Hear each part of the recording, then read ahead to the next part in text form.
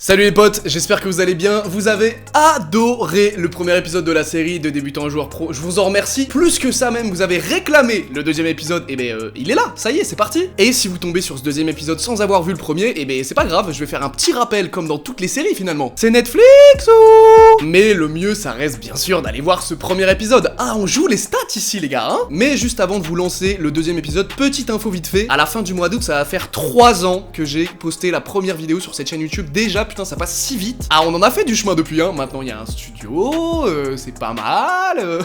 Prochaine étape, c'est acheter une clim, parce que sa mère, je sais pas si vous voyez, mais il transpire de ouf. À la fin de la vidéo, mon t-shirt a changé de couleur, hein, sachez-le. Et si vous êtes là depuis au minimum l'année dernière, vous savez que chaque année, on fait une petite vidéo bilan de la chaîne, petite vidéo FAQ. Donc si jamais vous avez des questions à poser, écoutez, c'est parti dans les commentaires, j'y répondrai avec grand plaisir, et j'ajouterai même plus, on y répondra avec grand plaisir, parce que c'est fort probable que je ne tourne pas cette vidéo tout seul. Bref, je ne spoil pas plus, bien sûr. Donc voilà, après avoir dit tout ça, on peut enfin lancer le deuxième épisode de la série, c'est parti. Et comme dans toute bonne série, on va faire un petit rappel de l'épisode précédent. Une nouvelle fois, le but avec cette série que j'ai intitulée de débutant à joueur pro est double. D'une part, voir à quel point tu peux progresser quand tu t'entraînes sérieusement et tu te donnes les moyens. Et bordel, quand je vois l'épaisseur de mon bras à l'époque, je me dis qu'elle a fait du bien quand même, la prépa physique. Parce que ouais, évidemment, même si je sors pas un épisode toutes les semaines ou tous les mois, moi évidemment de mon côté je continue à m'entraîner et je peux vous dire que les résultats sont déjà là. Depuis cette vidéo là, je pense que j'ai pris au moins 5-6 kilos. Mais bref, pardon, je me suis égaré. On revient du coup sur le double objectif dont je vous parlais. D'une part, voir comment tu peux progresser en t'entraînant sérieusement, et d'un autre côté, essayer de comprendre et de vivre ce que peuvent ressentir les joueurs pros dans leur quotidien. C'est pour ça que je vous partage mes ressentis, mais c'est également pour cette raison qu'à chaque épisode, j'invite voire plusieurs joueurs pros pour qu'ils puissent en parler directement, parce que ça reste évidemment eux les mieux placés pour en parler. Et j'ai imaginé la série autour de différentes thématiques, différents ressentis, différentes étapes par laquelle les joueurs pros peuvent passer tout au long de leur carrière, et par la même occasion que j'ai pu ressentir aussi en faisant cette série. Le premier épisode, c'était pour moi, et pour vous, si je voulais correctement retranscrit, la découverte du monde pro. J'ai ainsi fait des tests pour connaître mes performances avant de m'entraîner comme un pro, tests de sprint, d'endurance, de saut, etc. Et c'est aussi l'épisode où on a découvert à quel point on allait devoir s'entraîner, à quelle fréquence et surtout à quel point il allait falloir se donner. Pour rappel, donc 4 à 5 séances de musculation par semaine, de la préparation mentale, une nutrition adaptée et bien entendu des entraînements de volley à côté de tout ça. Mais encore une fois, si vous faites pas de volley, vous inquiétez pas, le fait de plonger comme ça dans la vie d'un joueur pro, ça s'applique à tous les sports. Pour ce deuxième épisode, j'ai décidé de vous parler de l'aspect physique de la vie des joueurs pro. Alors ça regroupe évidemment la préparation physique, mais c'est en réalité beaucoup plus large que ça. Mais avant de vous parler de tout ça, est-ce que je vous ai parlé d'Oli?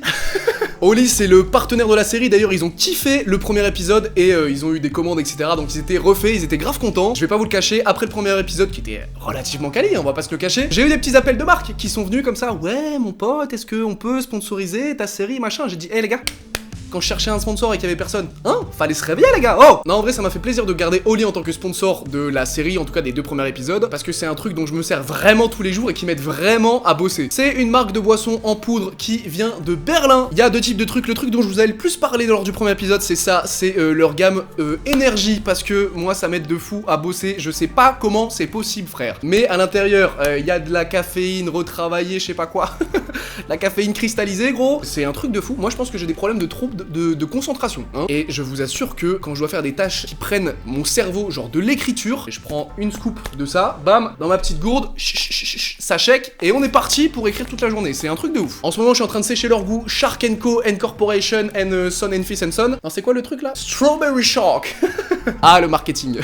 Ensuite, les mecs, ils ont une gamme de iced tea, de thé glacé. Et je vais être honnête avec vous, je m'en étais quasiment jamais servi. J'avais goûté quand ils m'avaient envoyé les produits la première fois, mais j'en étais jamais servi parce que moi j'aimais trop le truc d'énergie. Mais là, je vais vous raconter une histoire qui m'est arrivée hier soir. J'avais un rendez-vous hier soir, un rendez-vous business. J'étais parti voir une meuf. Et là, je rentre vers 23h, une envie de sucre, les frères. J'avais envie de boire du sucre, de la mer, du Fanta, citron, orange, oasis, plein de sucre. Et là, je me dis, vas-y, je vais pas flinguer la diète juste parce que j'ai envie de sucre. Donc, je vais boire un truc de chez Oli. Mais je me dis, je vais pas boire un truc énergisant avant d'aller dormir. Je sais que j'aime bien travailler tard, mais quand même, arrête d'être débile. Et là, les gars, je me rappelle de leur gamme de thé là. Du coup, je suis rentré hier soir, je me suis fait une petite bouteille d'eau qu'il y avait au frigo avec une cuillère de mûre et thé noir. Les gars, je me suis régalé premier degré, genre. Donc, si jamais vous êtes crevé, hop, Oli Energy, Shark & Co. and Strawberry and Marketing & Co. Et si jamais vous avez envie de boire un truc qui remplace un soda sans niquer votre diète, gamme Ice Tea, les mecs. Et vous êtes bien, vous avez des milliards de codes promo, mais le plus intéressant, c'est le mien, évidemment. Je vous mets les différents codes promo. Il y a volleyeur français et volleyeur français 5. Vous testez les deux, hein. Il y en a forcément un qui est plus avantageux que l'autre. Et je pense que ça peut vous aider dans le sport aussi si vous êtes crevé avant d'aller à l'entraînement. Je sais que moi, quand je suis vraiment fatigué après une journée de travail Travail, on est youtubeurs hein, quand même, faut pas oublier.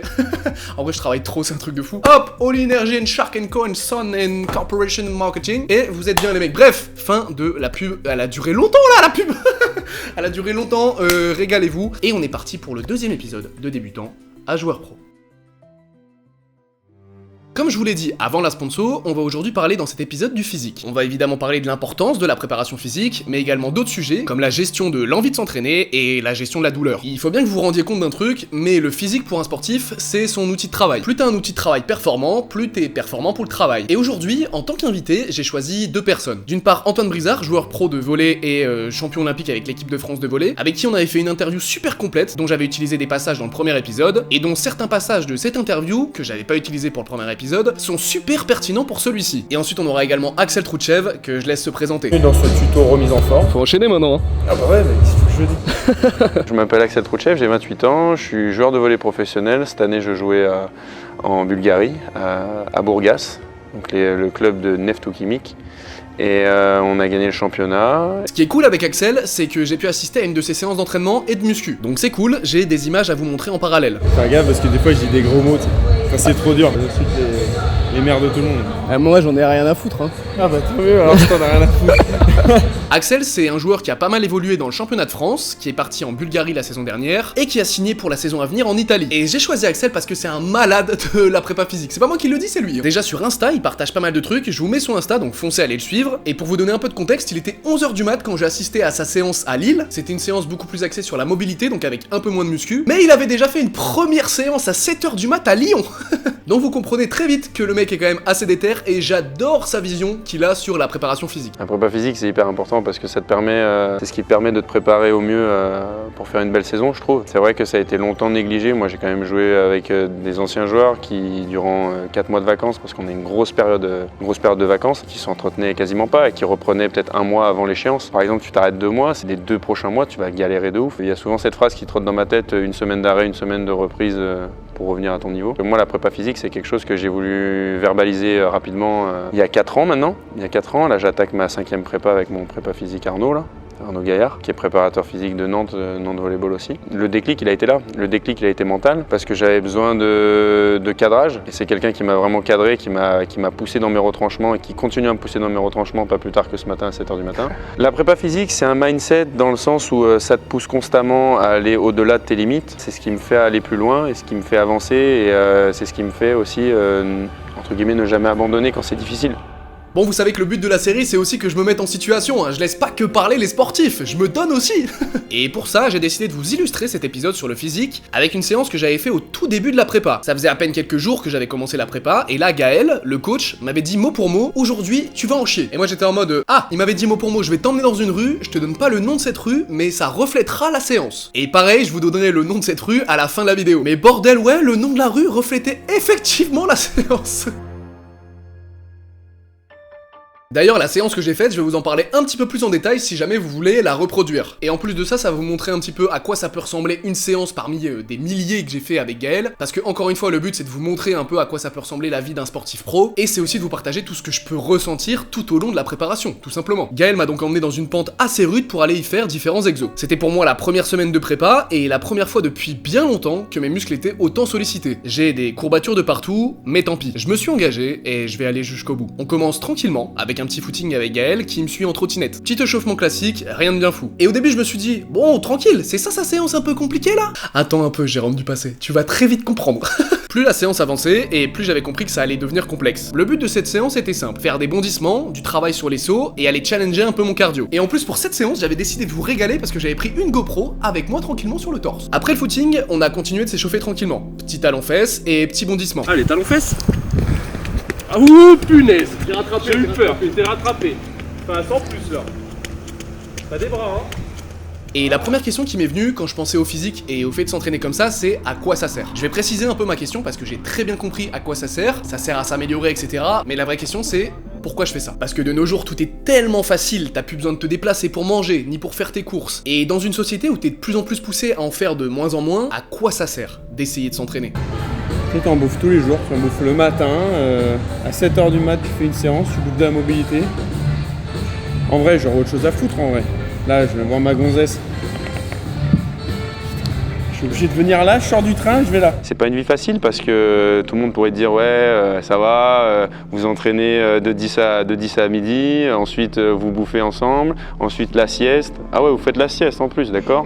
Et après vous entraînez l'après-midi et vous finissez, vous rentrez chez vous. Mais sauf qu'en fait c'est pas ça. Moi si tu veux, je te montre une journée type, mais le matin tu vois je me lève tôt en saison. Je me lève en général, donc en général on a muscu à 9h30, moi je me lève à 7h. Je me fais ma mobilité. Donc mobilité dans le salon, donc super quoi, tu te régales hein, voilà, surtout quand tu es avec ta meuf, voilà, la meuf elle dort encore, tu pourrais être au lit. Non, donc je me fais ma mobilité, je prends mon petit déj, et puis après tu vois je commence à me réveiller tout doucement, et puis douche froide tous les matins. Et après parce que moi je suis un malade, je suis complètement con aussi, mais c'est pas possible. Mais la vie de sportif de haut niveau, c'est pas une vie facile, parce que c'est beaucoup de sacrifices, et puis surtout à un certain niveau. Moi, je l'ai senti cette année quand j'ai coupé toute forme de distraction nocive, comme sortir en boîte, comme se mettre une catole. Ça, c'est bien, mais ça, je l'ai fait quand j'étais plus jeune. Je me prends trop pour un ancien, alors que je suis personne. C'est là où moi, je me dis, en fait, il faut savoir où je veux aller, quoi. Parce que c'est soit je continue comme ça, à vouloir me mettre des bringues, et dans ce cas-là, bah, en fait, voilà, je vais être un bon joueur, voilà. Ça s'arrête là quoi. Ou alors je veux plus, en mettant les standards plus hauts, tout en sachant que je mets quand même les efforts et les ingrédients à côté pour que les standards soient plus hauts et pour que le niveau augmente. Mais si je fais pas les choses à côté correctes, bah y a pas de cohérence. Et en fait c'est ça, à un moment il faut savoir ce que tu veux. Tu veux devenir pro, alors bosse pour devenir pro. C'est possible, voire même grandement possible que t'y arrives pas, mais au moins t'auras tout fait pour y parvenir. Faut parfois arrêter de se chercher des excuses inutilement, et si ça marche tant mieux, si ça marche pas tant pis, t'auras tout essayé. Moi surtout en fait je veux jamais avoir de regrets. Je veux jamais avoir de regrets sur la fin de ma carrière. Et me dire, putain Axel t'aurais pu faire ça en plus tu vois. Non, là j'aurais zéro regret. Donc quand je me posais la première question en me disant à quoi ça sert, maintenant j'ai compris, et je vais aller m'entraîner. Voilà, oui, on fait une suite. Allez, pousse. Allez, vas-y.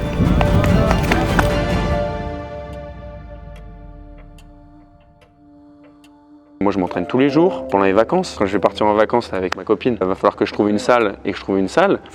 Il va falloir que je trouve une salle et que j'aille m'entraîner, parce que j'ai dit 2 fois. Pour les gens qui t'entourent, c'est pas évident, tu vois. Et ouais, parce que pour pouvoir s'entraîner, il y a aussi ça à gérer. Faut trouver où s'entraîner. Alors ça peut paraître débile dit comme ça, mais rendez-vous bien compte que les joueurs pros, c'est en général des gens qui bougent beaucoup. Ils changent de club quasiment chaque saison, mais ça reste des humains, donc partout où ils passent, ils nouent des relations, etc. Donc si tu veux retourner voir quelqu'un qui habite loin de chez toi, tu dois retrouver un lieu pour aller t'entraîner, etc. Et c'est la même chose si tu pars en déplacement, si tu pars chez de la famille, si tu pars en week-end, si tu pars en vacances, tu dois toujours trouver une salle de muscu pour pouvoir t'entraîner, et une salle avec le bon matos. Putain, je sens pas l'exo là, ça me fait chier. J'ai pas le bon truc, j'ai pas le bon matos, ça m'emmerde. Le rouleau il fait 16 mètres. C'est quoi ça? C'est la tour de piste ou quoi? Sans déconner. Parce que ouais, vraiment, ne pas avoir son matos, ça peut vous flinguer une séance, et en plus de ça, ça peut vous flinguer le moral. Mais par contre, en revanche, les joueurs pros, et c'est aussi le cas pour moi tout au long de cette série, on a la chance d'être relativement bien accompagné. Moi, c'est Gaël qui me suit, et qui corrige mes postures quand ça va pas, à qui j'envoie un message quand je peux pas faire un exo. Pour Axel, c'est Arnaud Gaillard, son prépa physique, mais il échange régulièrement avec un petit groupe de 2-3 personnes de mémoire. Donc quand un exo ne va pas, qu'il a pas le matos pour faire tel ou tel exo, un coup de fil, et on est reparti. Ah, l'exo que je déteste là maintenant. Putain, je pourrais le skipper lui hein. Mais bon. Voilà. Après, mentalement, c'est dur. Après, tu pars, tu sais que tu l'as pas fait. Et après, ils vont te poser la question. Alors, ça allait? Ouais. Là, Axel, il en rigole, mais c'est aussi un truc dont je voulais vous parler sur le physique, c'est qu'il faut une rigueur hors norme. Forcément, il y a beaucoup d'exos que vous allez pas kiffer faire, et lorsque le prépa physique n'est pas là pour vous surveiller dans votre séance, c'est tellement facile de mentir. D'envoyer un message au coach et de dire que vous avez fait l'exo alors que pas du tout. Alors Gaël, je sais que tu vas voir cette vidéo, mais ça a dû arriver une seule fois. M'en veux pas, hein. Mais encore une fois, il faut changer complètement de mentalité. Dites-vous juste que si vous voulez atteindre votre objectif, il faut que vous fassiez ce qui doit être fait, et ça c'est valable aussi évidemment en dehors du sport. Forcément, il y a des trucs qui vont être chiants, que vous avez pas envie de faire, qui vont vous casser les couilles, mais dites-vous juste que vous avez pas le choix, et que vous devez le faire. Alors oui, vous allez subir, vous allez souffrir, mais vous posez même pas de questions, vous devez le faire. C'est sûrement l'une des caractéristiques les plus importantes pour devenir pro et atteindre vos objectifs, il vous faut de la discipline. Alors, entraînez-vous.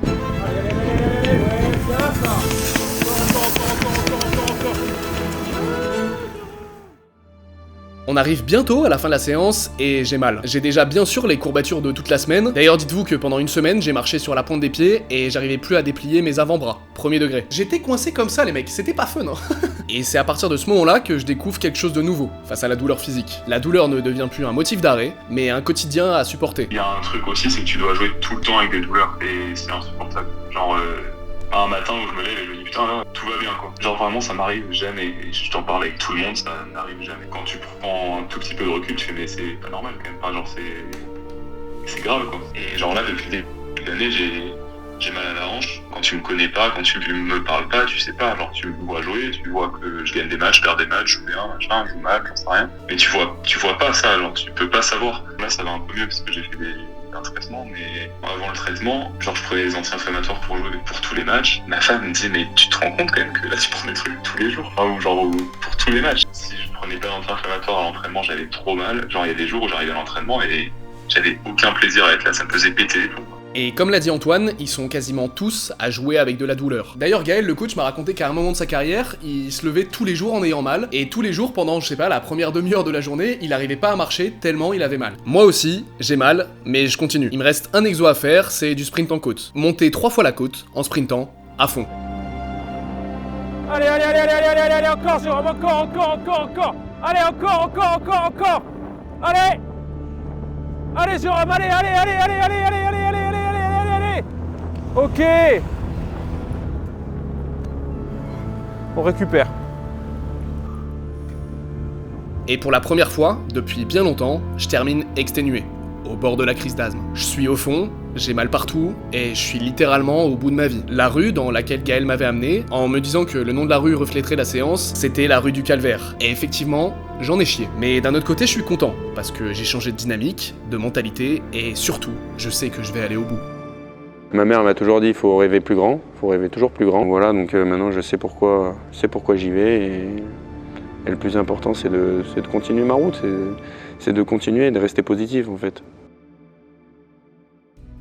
Et ben voilà, c'est la fin du deuxième épisode de la série de débutants à joueurs pro, j'espère que vous avez kiffé. La thématique du physique, c'est un truc que j'ai adoré traiter, toujours un grand merci à Oli, le partenaire de la vidéo, à Axel et Antoine évidemment d'avoir accepté de parler de tout ça. Je sais pas si vous vous rendez compte, mais avant d'en parler avec Antoine, jamais j'avais entendu un sportif dire publiquement qu'il jouait sous antidouleur, etc. Après c'est peut-être parce que j'ai pas vu tous les interviews du monde non plus, hein, bien sûr. Merci pour tout l'engouement qu'il y a autour de la série, vraiment je vous en remercie 1000 fois. N'hésitez pas comme d'habitude à partager la vidéo, à la liker, à la commenter. Prochaine vidéo FAQ, donc laissez vos questions bien sûr en commentaire. Et il y a aussi des vidéos fun qui vont revenir sur la chaîne bien sûr, parce que dernièrement on fait des vidéos toujours très sérieuses où je vous raconte du storytelling et tout machin, je prends une voix exprès pour le storytelling. Mais de base j'ai aussi créé la chaîne pour qu'on explose de rire, donc vous inquiétez pas, il y aura du contenu fun qui va revenir, etc. J'espère vraiment que ça vous plaît, hein, toujours cette série machin. Rejoignez-moi sur TikTok aussi, je mets du contenu quasiment tous les jours ou tous les 2 jours là-bas. C'est vraiment une extension de la chaîne YouTube, je mets plein de trucs là-bas, je fais 4 vidéos par semaine, je parle aussi beaucoup de la série, hein, de débutants à joueurs pro. Je mets des vidéos là-bas toutes les semaines sur la série. Encore une fois, merci beaucoup pour tout le support, etc. Je vous kiffe, à très bientôt. Ciao.